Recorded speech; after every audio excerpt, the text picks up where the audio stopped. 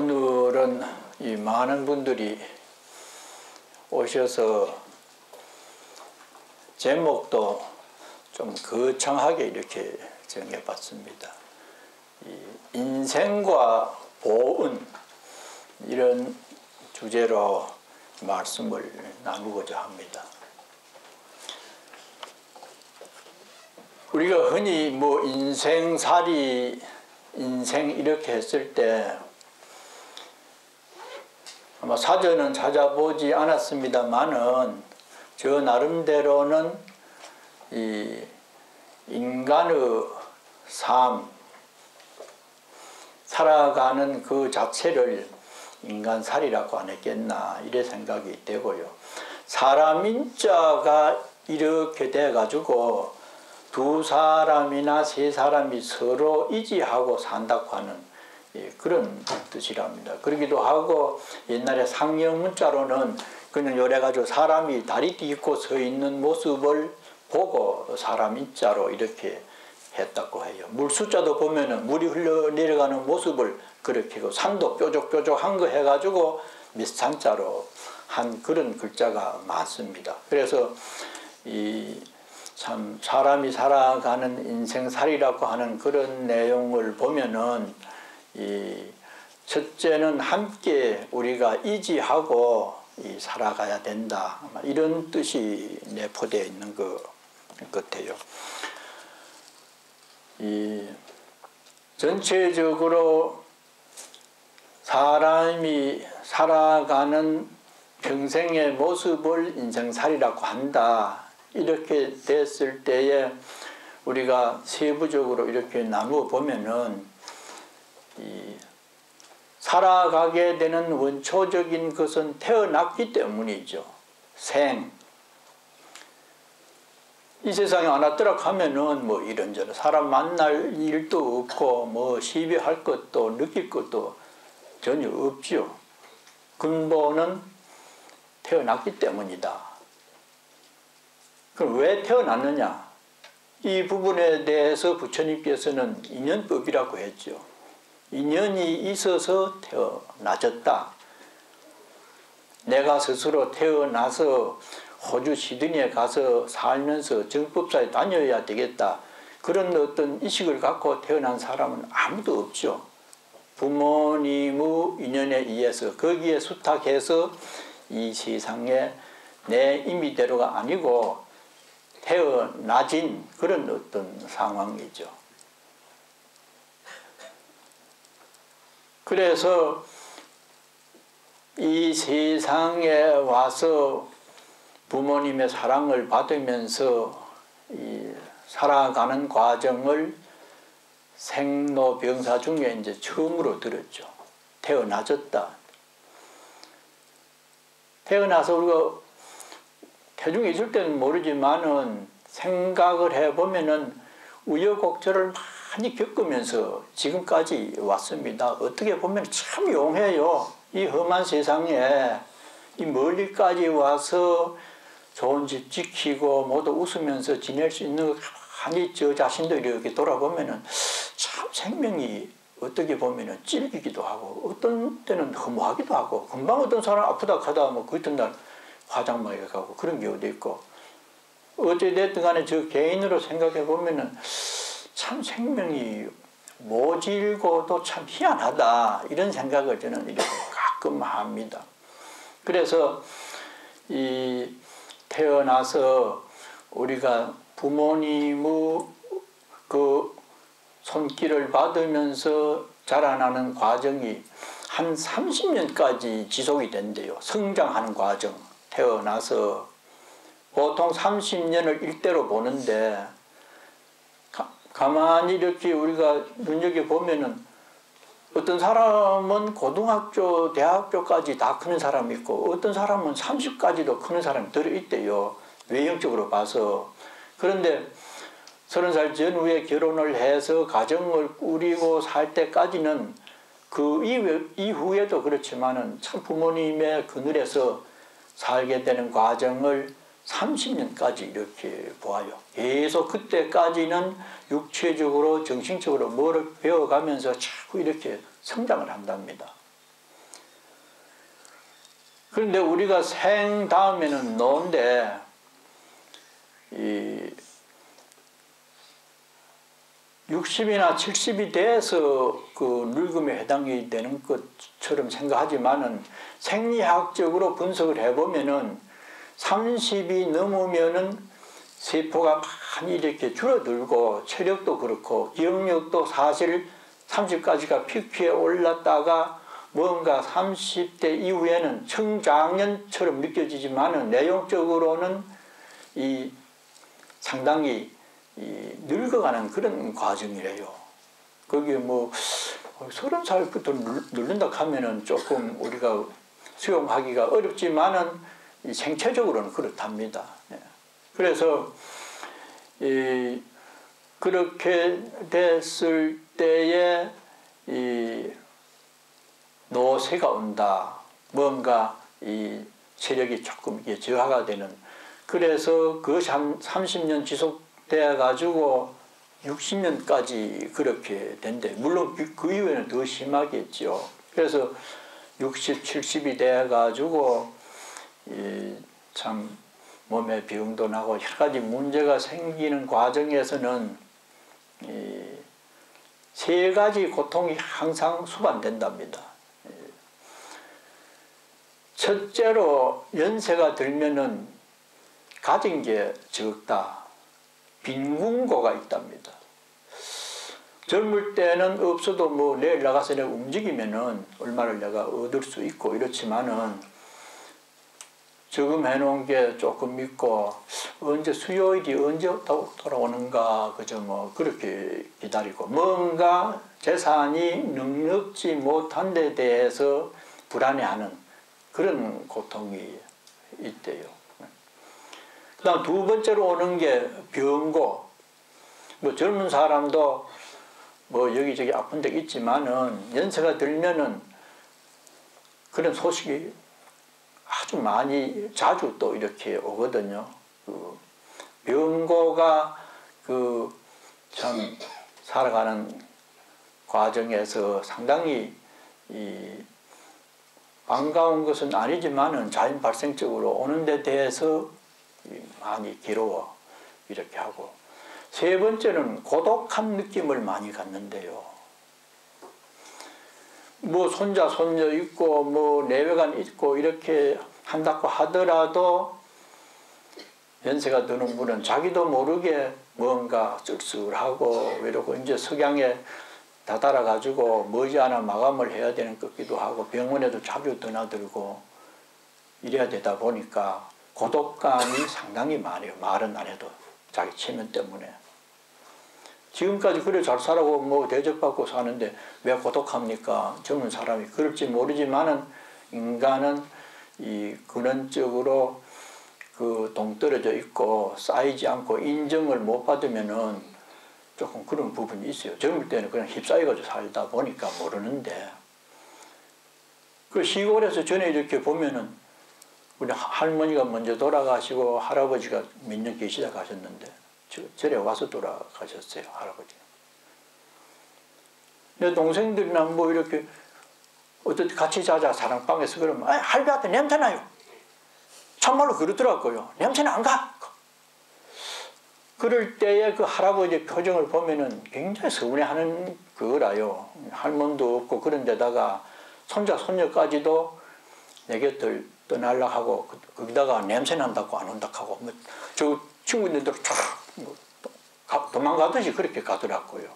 그래서 이 그 병고에다가 고독한 데다가 또 주머니도 넉넉지 못한 이런 여러 가지 외롭고 쓸쓸한 과정을 그 연세가 들면은 감당을 해야 된대요. 그러다가 이제 이 때가 되면은 가시는데 이 병고라고 하는 생로병사 중에 병사가 거의 함께 와요. 병 다음에 뭐 어느 때에 10년 후에 우리가 갈지 이렇게 생각할지 모르지만은 병이 나면은 잘못 관리하면은 얼마 있다 가고 잘 조리를 하면은 몇십 년을 견딜 수가 있고 어제 아래 어떤 분이 눈이 벌겋게 충혈이 돼가지고 보살님이 와가지고 한국서 왔는데 딸내미가 나이 30인데 여기 와서 공부한다고 와가지고 공부를 하다가 일주일 만에 가가지고 그래 영접식을 해야 되는데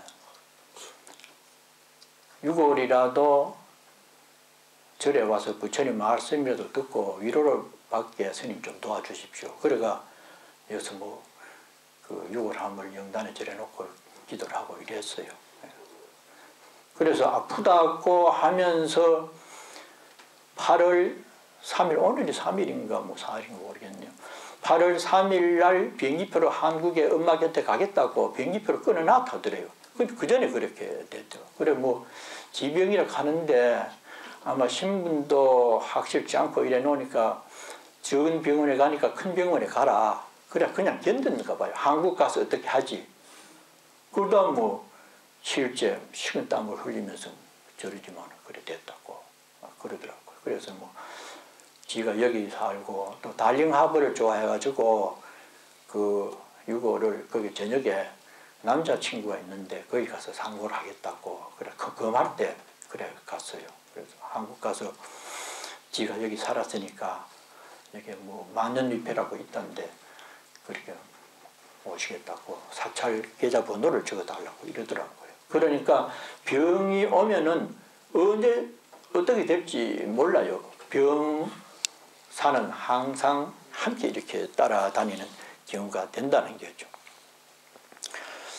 그래서 이제 그런 어떤 우리가 과정을 겪으면서 여러 가지 문제나 고뇌를 감수하면서 사는 게 인생이다. 그렇게 생각을 해보기도 하고 흔히 인생에는 정답이 없다.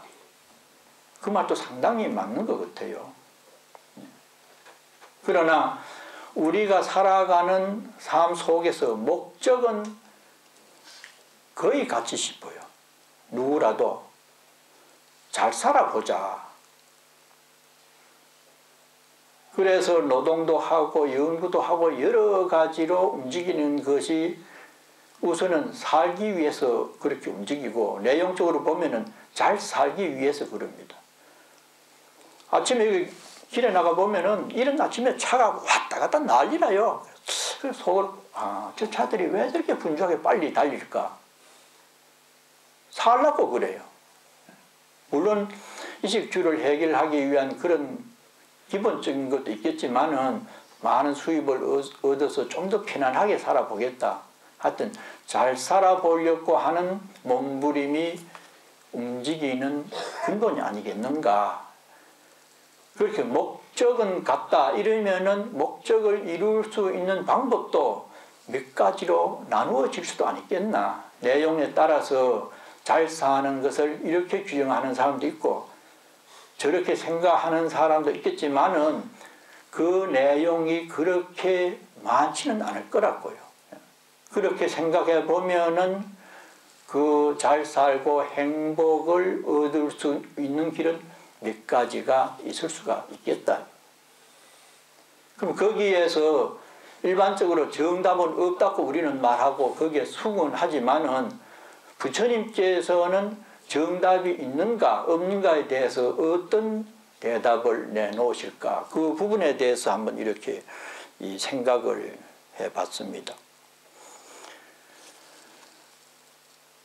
부처님 45년의 인생이라고 하는 그런 어떤 당신의 깨달은 이후에 45년이지만은 80평생을 통해서 말씀한 8만 대자경의 그 내용을 축소를 하면은 인생을 어떻게 정의를 했는가? 지혜롭게 살아가는 것이야말로 가장 아름다운 인생을 사는 길이다. 이렇게 표현을 할 수가 있습니다. 그리고 지혜도 어떻게 하면 지혜가 있을 수 있는가? 이게 또 고민이잖아요. 근데 우리는 지금 생로병사를 겪는 과정에서 여러 가지로 불만족스럽고 불평하고 다리도 아프고 어디도 이래서 괴로운데, 괴로움을 좋아하는 못하지만은 현실적으로 당면한 것은 사실이니까 그 부분에 대해서 안 아플 수 없어요. 이 몸 가지고 안 아프고는 안 죽습니다. 그러니까 그러면 아픔이라든지 힘들고 괴로운 것을 내가 어떻게 부처님 말씀을 인용을 해서 지혜로 바꾸어서 불만이 아닌 만족한 삶으로 살 수 있겠는가? 이게 이제 문제지요. 우리 반야심경에 매주 하고 조금 전에 했잖아요. 그 방법론이 거기에 나옵니다. 관자재보살이, 관은 바라보는 게 이렇게 깊이 있게 바라보는 게 관찰, 자유자재한 보살이 관세음 보살이죠. 이 세상이 어떻게 이루어졌고 나의 삶이 지금 어떤 방향으로 어떻게 흘러가는지 그것을 잘 이렇게 바라보면은 거기에서 지혜가 생기죠. 내가 누군가, 내가 어떤 사람인지에 대해서 우리는 생각하는 게 상당히 빈약해요. 부처님께서는 멋지게 인생살이를 살려면은 자기 자신의 모습이나 내면의 세계에서 흘러가는 것을 잘 바라보아라.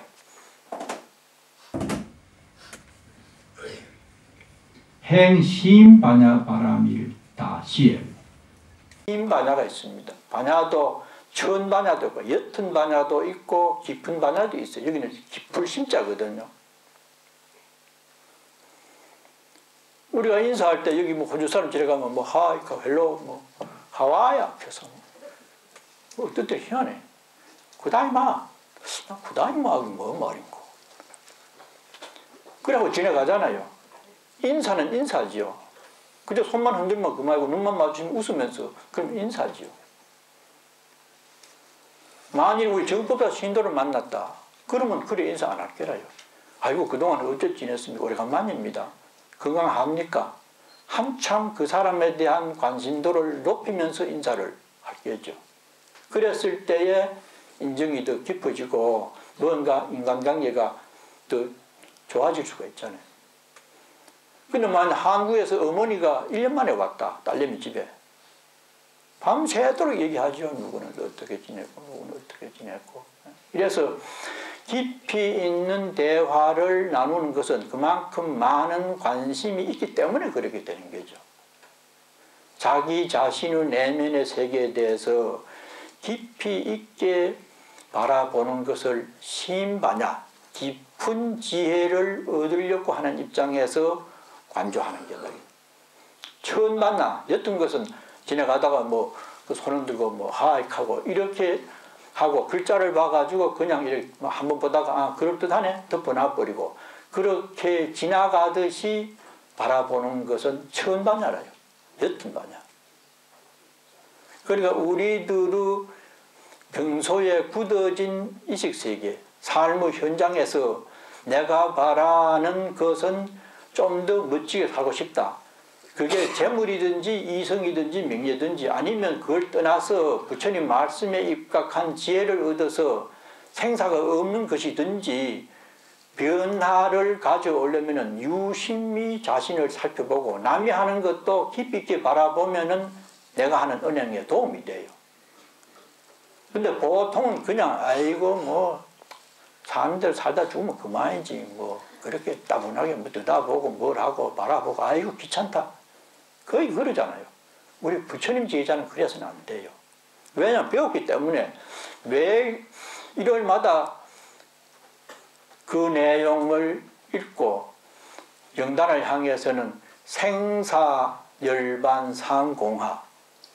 생사는 지금 우리들에게 주어진 번뇌망상으로 가득 차서 괴로운 삶을 사는 현장이 생사고, 열반은 아주 평화로운 세계가 열반이잖아요.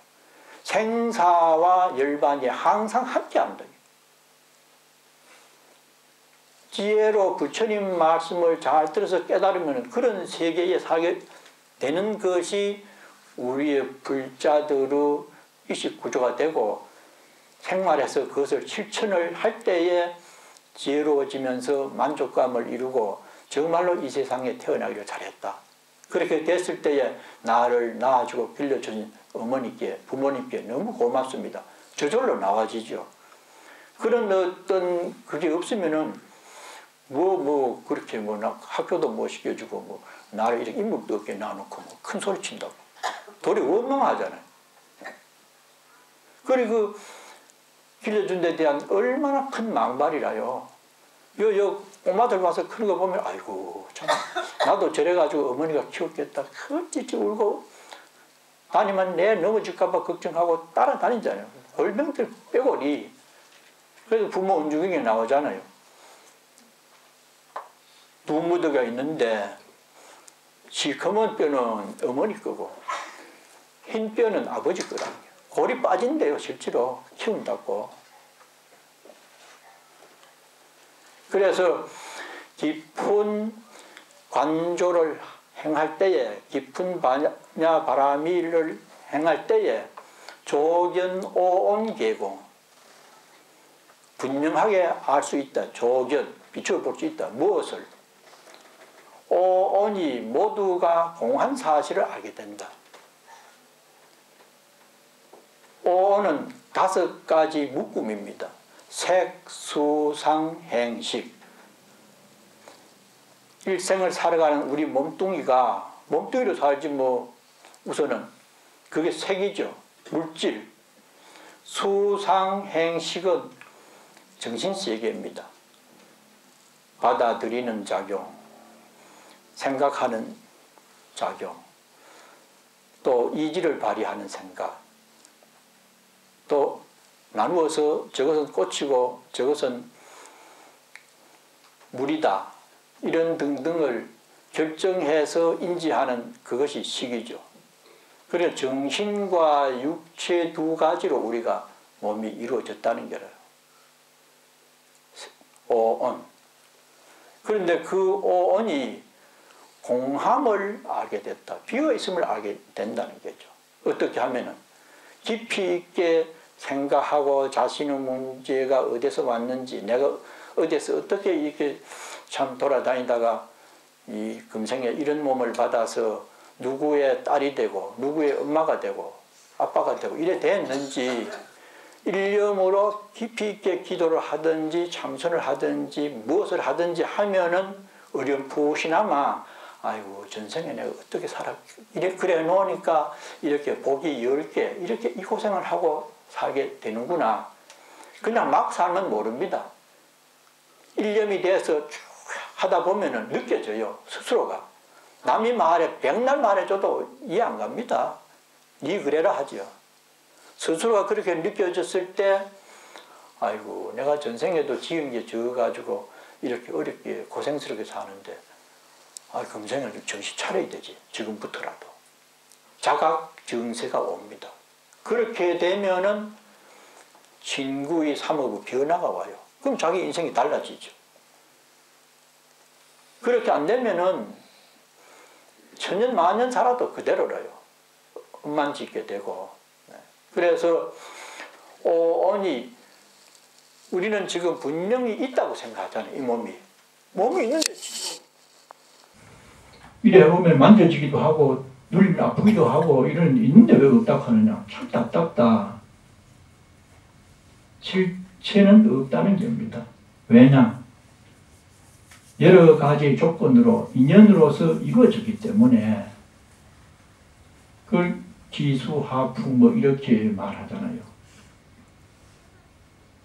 여러 가지가 모여서 이 몸이 됐지. 이 몸 하나 손가락 어디 저게 유병헌인가 그 사람 손가락이 어떻고 머리가 어떻고 하나만에 떨어져 나가봐요. 그거 보고 유병헌이 하겠어요? 손가락이라고 하지. 그러니까 여러 가지가 모여서 이 집을 이루었듯이 우리 몸도 똑같아요. 근데 그 각각 하나라고 하는 게 또 영구불변하냐? 계속 변하잖아요. 무상리 법칙이니까. 모든 요소도 변하고 이루어져 가지고 있는 자체도 이 법당도 아마 우리 죽고 나면은 언제 어떤 방향으로 없어질지 몰라요. 계속 무상의 연속이죠. 그런데 우리는 이직세계에서 그렇지 않을 것이다. 내가 얼마 동안은 살 것이다. 자꾸 있다고 생각을 하는 거라. 근데 부처님 지혜로서 깨달아 보니까 모든 것이 변하기 때문에 변하지 않는 실체는 하나도 없다. 그것을 공이라고 하기도 하고 반야라고 하기도 하고 중도라고 하고 뭐 불생불멸이라고도 하고 여러 가지를 표현합니다. 그렇게 내용의 실체를 알고 보고 또 우리 인생살이의 내용을 많이 들여다보니까 지은 인연대로 인연론이잖아요. 선인을 지었으면 선과를 얻고 돈 함부로 쓰고 어디 가서 못된 짓 하고 하면 남한테 인정 못 받고 그거 분명하잖아요. 그러니까 선인 선과 악인 악과의 인연 원리에 의해서 내가 이렇게도 살아가고 저렇게도 살아갈 수가 있구나. 이런 것을 느끼면서 모든 것이 변하는 과정이 있기 때문에 실체가 없다고 하는 그런 것을 분명히 우리가 이해를 하면은 참 마음이 편하지요. 근본은 생하는 것도 아니고 멸하는 것도 아니다. 불생불멸 불구부정 반야신경에 나오잖아요.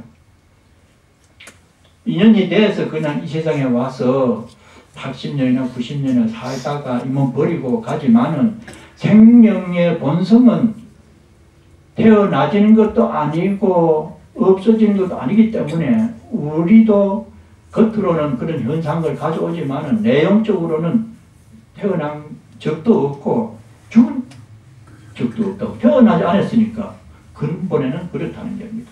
아무리 저쪽에 뭐 울릉 가서 파도를 치는 걸 많이 보고 그 물 올라오는데 뭐 카야마입니까? 키야마입니까? 카야마가 맞아요? 어떤 사람? 키야마. 카야마. 올라오면 확 박수 치고 또 사진 찍고 파도가 수억 년을 그렇게 쳐가지고 거기에 구멍을 만들어가지고 그래 올라오잖아요.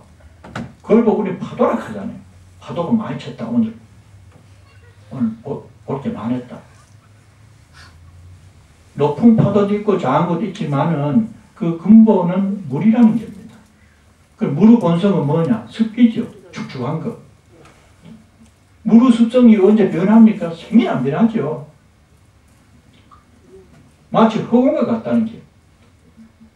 허공이 뭐 우리 태어나기 전에 없었어요?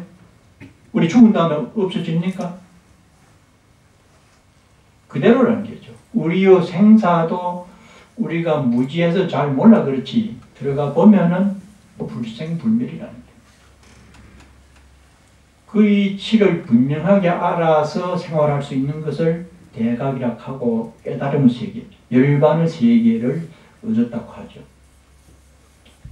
그렇게 보면은 인생에 정답이 없다고 하는 데 대해서 부처님은 그런 답으로 우리들에게 답변을 주신 겁니다. 그래서 이제 그런 여러 이 가지들에 대해서 우리가 공부를 깊이 있게 하고 하기 위해서 일주일 기도도 드리고 이러는데 그 방법에 있어서 기도를 열심히 하면 좋지만은 모두 바쁘고 그러니까 그렇게 하지 못하는 분들은 우선은 고마운 마음을 내야 된다. 지은, 은혜를 아는 마음을 내야 된다. 누구에게? 부모님에게. 첫째는 부모님이죠. 부모님 이지에서 태어났으니까. 여기 부모운중경 여기 있습니다만은 뭐 주로 백중 때마다 어느 절에나 이 얘기를 많이 합니다.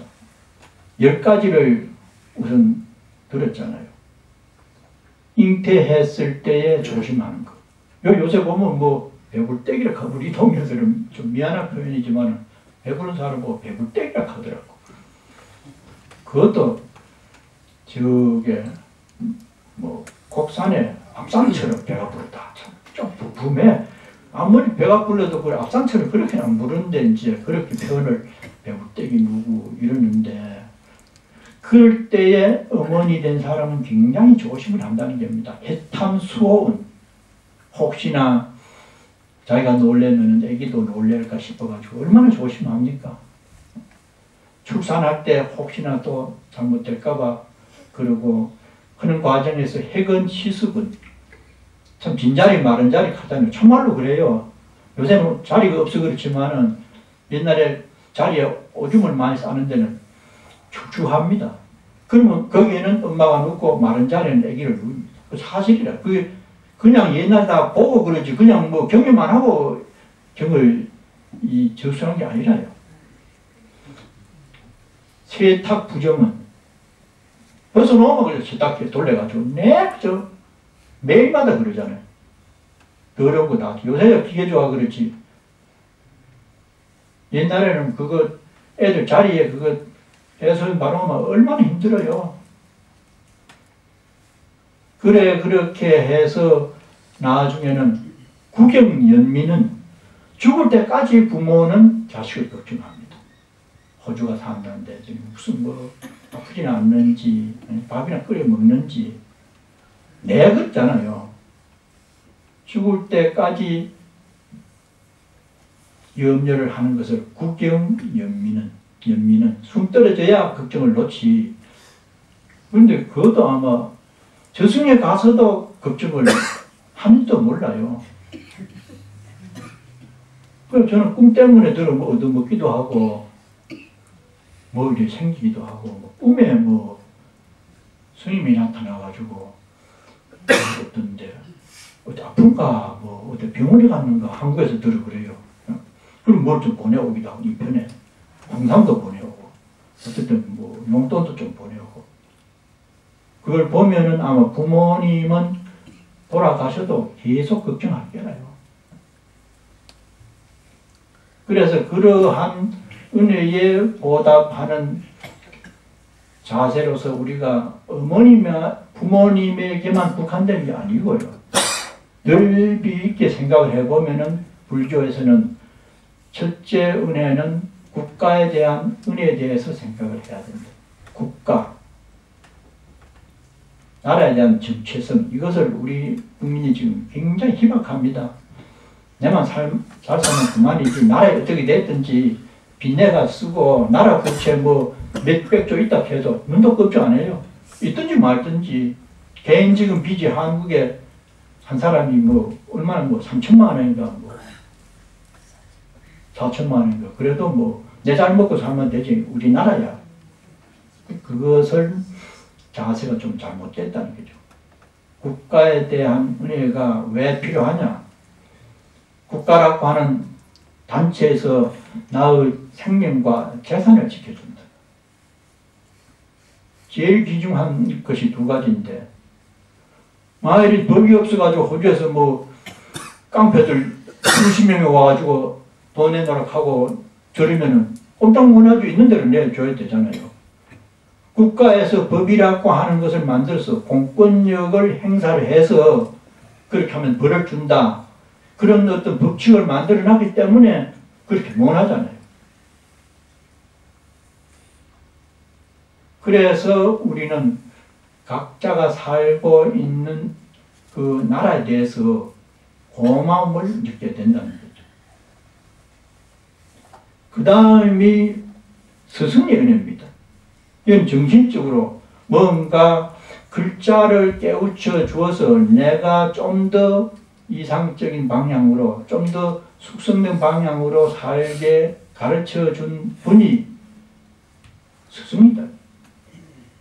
어릴 때 학교 가서 글 배워가지고 글 모르는 할매가 아이고 야 얘는 희한하다.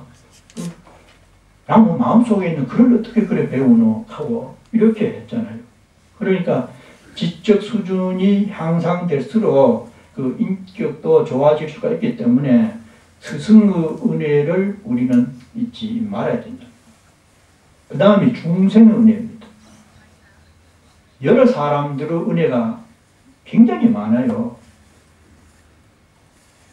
얼마나 많은 사람들 또 많은 조건의 영향을 받아서 우리가 삽니까? 그까지는 사회적인 세계에서 우리가 보답해야 될 그런 내용이에요. 그런데 우리 불자들은 그런 어떤 현상보다도 깨달음을 이루어서 지혜롭게 더 멋지게 인생을 살아가야 될 그런 공부를 하기 때문에 하나 더 첨가됩니다. 삼보의 은혜입니다. 불법성, 진리적인 입장에서 좀 더 우리가 생사윤회의 고통의 굴레를 벗어나가지고 잘 살 수 있는 말씀을 해주신 부처님과 부처님 말씀과 그것을 전해주는 스님들에게 또 고마움을 느끼게 된다. 그래서 보통은 4가지 은혜인데 우리 불자들은 5가지 은혜에 대해서 깊이 생각을 하고 보답을 해야 된다. 왜 해야 되느냐? 은혜를 알면은 고마운 마음이 저절로 나지지요. 아이고 우리 부모님이 날 키운다 그렇게 고생했는데 제사도 잘 차리고 참 내가 그걸 본받아서 우리 자녀들도 잘 키워야 되겠다. 우리 엄마 아빠가 하는 걸 봐서 고마운 마음이 나면서 만족하고 공경하는 생각이 나잖아요. 은혜를 알면은 몰랐을 때는 그저 지 잘난 것에 그냥 막 살지요. 그래서 절도하고 전화도 한번 더 드리게 돼서 아유, 고맙습니다. 이렇게 자식과 부모 간에 그런 연대감이 있을 때에 어른들도 아유 그래 이제 참 흐뭇하다. 내가 고생하고 그 키워놓고 가르쳐준 보람이 이제야 나타나는구나. 그래서 만족할 게 아닐까. 만족 속에서 평화로운 삶이 주어지기 때문에 은혜를 아는 것에서 그런 여러 가지를 얻을 수가 있다는 거죠. 그래서 이 오늘은 그 인생과 이 보온이라는 그런 주제로 말씀을 드렸습니다.